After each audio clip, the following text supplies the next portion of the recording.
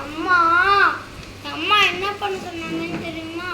நல்லா ஸ்கூல் போய் படி படி, இங்கே போகாத, நல்லா படி அப்படின்னு மட்டும் சொல்கிறேன்.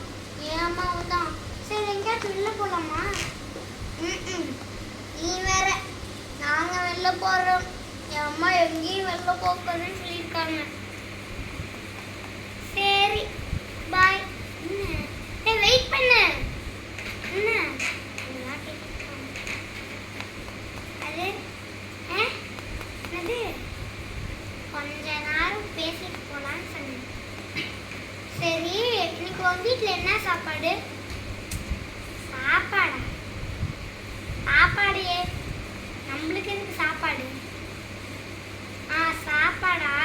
வெறும் இதுதான் எப்பயுமே. இன்னைக்கு அரிசி.